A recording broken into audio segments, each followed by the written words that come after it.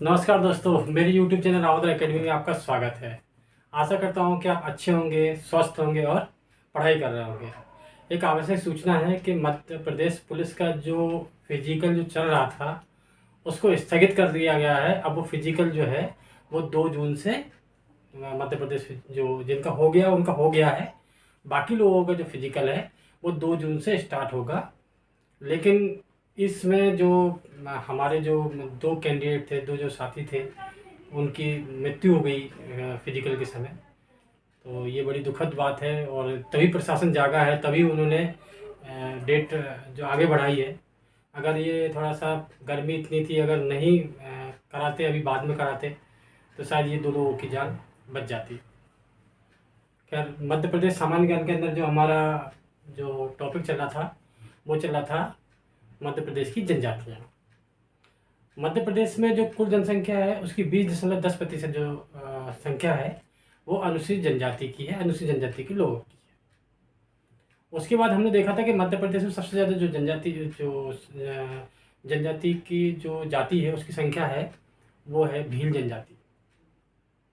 और उसके अगर सामूहिक आधार पर बात करें तो जो गौंड जनजाति है उसकी संख्या अधिक है। और उसका जो मुड़िया, माड़िया, भारिया, बैगा अगर इनको मिला लिया जाए तो जो गौंड है वो सबसे अधिक है। और एक जाति की बात करें तो भील जो जनजाति है वो उसकी संख्या अधिक है।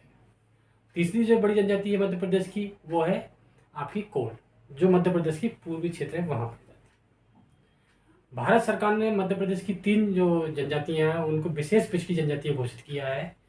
कौन सी? सहरिया, भारिया और बैगा। सहरिया मैंने आपको बताया था कि मध्य प्रदेश के जो उत्तरी जो ज़िले हैं, भिंड, मुरैना, ग्वालियर, शिवपुरी, दतिया, वहाँ सहरिया जनजाति। और अगर हम बैगा की बात करें तो बैगा जो मंडला, डिंडोरी, जो नर्मदा किनारे हैं, ये वहाँ पाई जाती है बैगा जनजाति। और भारिया की बात करें तो भारिया जो जनजाति है वो जो छिंदवाड़ा का जो पातालकोट जो स्थान है वहाँ पे भारिया जनजाति पाई जाती है।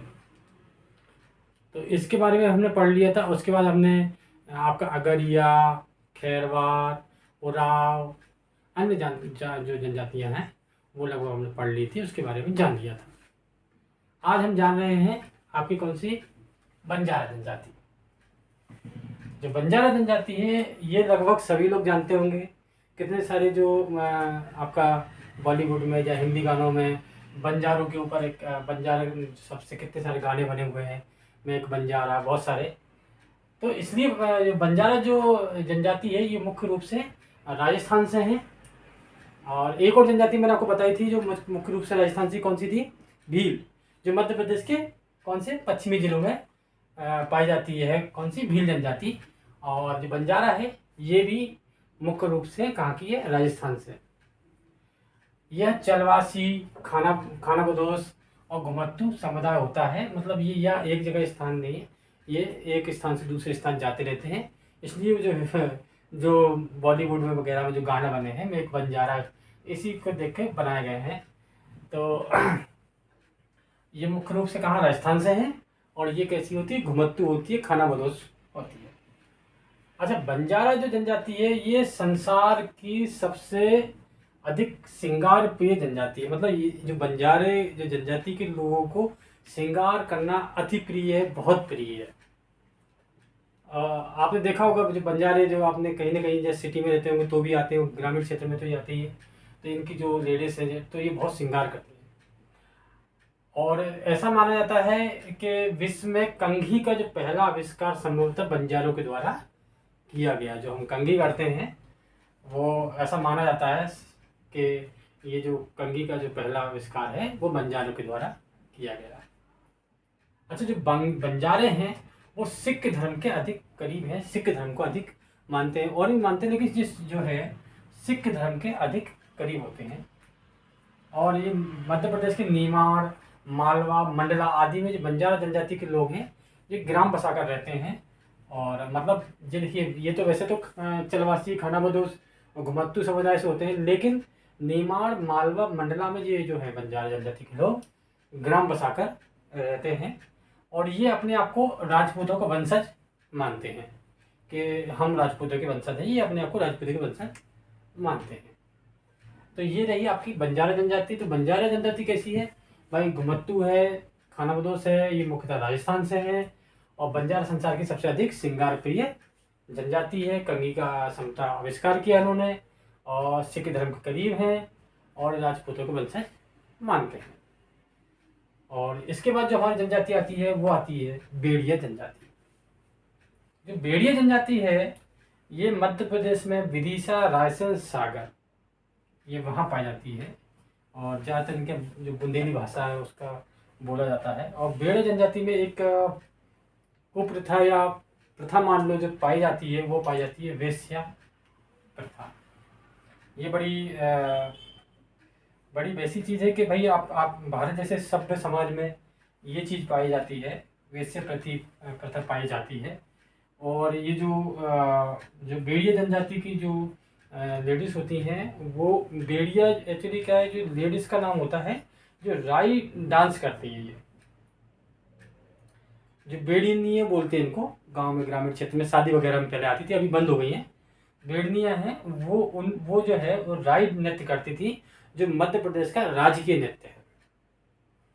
और इनमें मतलब अभी बहुत सारे गवर्नमेंट के प्रोग्राम या योजनाएं चल रही हैं कि जो अपने बेड़िया जनजाति है, इसमें जो वेश्या प्रथा है इसको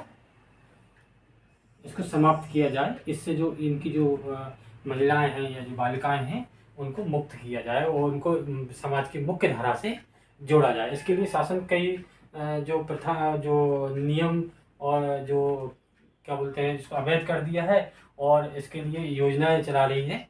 और इनको शिक्षा और इनको आर्थिक सामाजिक रूप से इनको कर रही है। ये राई नृत्य इनका मुख्य नृत्य है, जो मध्य प्रदेश का राजकीय नृत्य है। इनमें एक और प्रथा पाई जाती थी, वो पाई जाती थी नथ प्रथा, जो लगभग समाप्त हो गई है। ये जो नथ प्रथा पाई जाती थी, ये जो कुंवारी लड़की होती थी तो उसके लिए जो संपन्न जो लोग होते थे वो उसका पैसा देते थे, और उसके हिसाब से ये नथ प्रथा चली जाती है। ये समाप्त हो गई है और इसका काफ़ी विरोध होना चाहिए, और ये बिल्कुल हमारे समाज के लिए गलत चीज़ है। जैसा कि मैंने आपको कहा था कि जो अनुसूचित मध्य प्रदेश की जो अनुसूचित जातियां हैं वो आर्थिक रूप से, सामाजिक रूप से और राजनीतिक रूप से पिछड़ी हुई हैं। तो उनको मुख्य धारा में जोड़ने के लिए शासन ने, मध्य प्रदेश सरकार ने, भारत सरकार ने कई योजनाएं चालू की है, जिससे ये जो व्यक्ति में जो शिक्षा का और स्वास्थ्य का और जो अन्य जो चीज़ें हैं उनका विकास हो सके। इसके लिए कई योजनाएं चलाई जा रही है। जैसे मैंने आपको अभी बताया था बेड़िया जनजाति, तो बेड़िया जनजाति में जैसे वेश्यावृत्ति पाई जाती है, तो उसको ख़त्म करने के लिए, उसको समाप्त करने के लिए, उसमें जो महिलाओं का शोषण होता है उसको बचाने के लिए उनको, तो एक जवाली योजना चल रही है। जवाली योजना में जो है यह एसटी में वेश्यावृत्ति को कम करने के लिए चलाई जा रही है ये योजना। फिर जो इसमें एक और चीज़ है, जैसे मान लो कोई महिला है अब वेश्यावृत्ति कर रही थी, उसको हमने उससे मुक्त तो कर दिया है, लेकिन क्या होता है जो हमारा जो समाज है उसको वो एक्सेप्ट नहीं करता, उसको अलग नज़र से देखता है। तो उसको जो समाज की मुख्य धारा से जोड़ने के लिए संवेदना ये योजना चलाई जा रही है। जो वेश्यावृत्ति से मुक्त हो चुकी महिलाओं को मुख्य धारा से जोड़ने के लिए कौन सी योजना चलाई जा रही है? संवेदना योजना चलाई जा रही है। और जवाली योजना जो है यह एसटी में वेश्यावृत्ति को कम करने के लिए चलाई जा रही है। तीसरी है हमारी अरुणा योजना। अरुणा योजना जो है यह योजना एसटी वर्ग में स्वास्थ्य के लिए चलाई जा रही है, क्योंकि मैं खुद बुरहानपुर में जो एसटी वर्ग है या जो जंगल का जो एरिया है वहाँ मैं रहा हूँ, तो मैंने देखा है कि वहाँ दूर दूर तक कोई स्वास्थ्य सुविधा नहीं है। तो ये योजना जो है यह योजना एसटी वर्ग में स्वास्थ्य के लिए चलाई जा रही है, तो ताकि उनका जो स्वस्थ रूप से स्वस्थ रहें। और फिर तीसरी जो चौथी योजना शंखनाद योजना। ये जो योजना शंखनाद योजना है यह स्कूली जो शिक्षा है, जो स्कूल में शिक्षा उसके लिए चली जा रही है, ताकि आदिवासी क्षेत्र के जो बच्चे हैं वो पढ़ सकें। क्योंकि जब आदमी पढ़ेगा तभी तो वो अंधविश्वास और ये सारी चीज़ों से दूर रहेगा, जो इसमें कुरीतियाँ हैं वो दूर होंगी। तो सबसे जो ज़रूरी चीज़ है वो है शिक्षा। तो शंखला जो योजना है ये आदिवासी क्षेत्र में शिक्षा से संबंधित योजना है स्कूली। फिर उसके बाद है हमारा जीवन ज्योति योजना। यह एसटी वर्ग में निःशुल्क स्वास्थ्य योजना जनजातीय क्षेत्र में है। देखिए, एक स्वास्थ्य के लिए कौन सी चलाई थी, अरुणा योजना चलाई थी, दूसरी कौन सी है आपकी जीवन ज्योति योजना। यह एसटी वर्ग में निःशुल्क, मतलब जो एसटी समुदाय के जो लोग हैं उनको निःशुल्क स्वास्थ्य से जो सुविधाएं प्राप्त हो, तो उसके लिए जीवन ज्योति योजना लागू है। उसके बाद आती है वसुंधरा योजना। अब वसुंधरा, देखिए वसुंधरा मतलब क्या होता है, मतलब धरती। तो एसटी, इसमें एसटी और एससी दोनों वर्ग शामिल हैं। एससी एसटी वर्ग की भूमि इनको ऋण देना, इनको ऋण देती है किसके लिए, ताकि ये भूमि खरीद सकें। और ये जो ऋण देती है जो सरकार, ये ब्याज मुक्त ऋण होता है। कौन सा, ये जो वसुंधरा योजना है। जैसे वसुंधरा मतलब क्या होती है, धरती होती है। तो जो एससी एसटी के जो वर्ग के जो लोग हैं उनको भूमि, जो भूमिहीन है, जिनके पास भूमि नहीं है, जिनके नाम से भूमि नहीं है, उनको भूमि खरीदने के लिए कौन सा ऋण, ब्याज मुक्त क्या है, ऋण देती है, ब्याज मुक्त ऋण सरकार प्रदान करती है। फिर है मधुबन योजना। मधुबन ये जो योजना है यह सामुदायिक डेयरी एवं पशुपालन के लिए ऋण प्रदान करती है। जो अपना जो एसटी एससी के वर्ग हैं उनको मधुबन योजना में जो ऋण दिया जाता है, ताकि वो सामुदायिक रूप से, मतलब एक ग्रुप में डेयरी एवं पशुपालन के लिए पशुपालन कर सके, जिससे उनकी आजीविका चल सके। फिर है अपनी जल जीवन योजना। तो ये एससी एसटी वर्ग की जो भूमि है उनको सिंचाई के लिए योजना ये है। फिर है अपना जनश्री बीमा योजना। देखिए, जनश्री बीमा योजना है, जैसे कि बीमा योजना है, तो इसमें जो बैगा, जो मध्य प्रदेश, जो भारत सरकार ने मध्य प्रदेश 3 जो जनजातियां हैं, जो विशेष पिछड़ी हुई जनजातियां हैं, कौन सी है, बैगा, भारिया, सहरिया।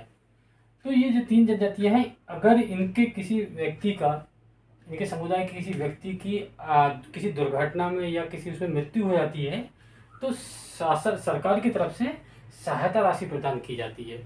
किनको, ये जो जनश्री बीमा योजना के अंतर्गत 3 जो मध्य प्रदेश की विशेष पिछड़ी जनजातियों हैं, बैगा, भारिया और सहरिया, इनकी जो, अगर इनके समुदाय के किसी व्यक्ति की दुर्घटना में या असामयिक मृत्यु हो जाती है, तो उसके शासन द्वारा लगभग 30,000 रुपये की सहायता प्रदान की जाती है।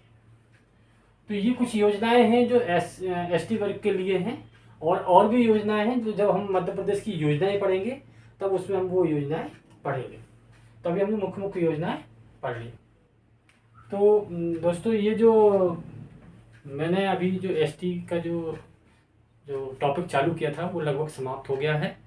इसमें हमने शुरुआत जो करी थी वो करी थी मध्य प्रदेश में कितने प्रतिशत है। फिर आपने देखा था कि मध्य प्रदेश में जो मध्य प्रदेश की सबसे बड़ी जनजाति वो भील है। उसके बाद देखा समुदाय के आधार पर हमने गौंड देखा।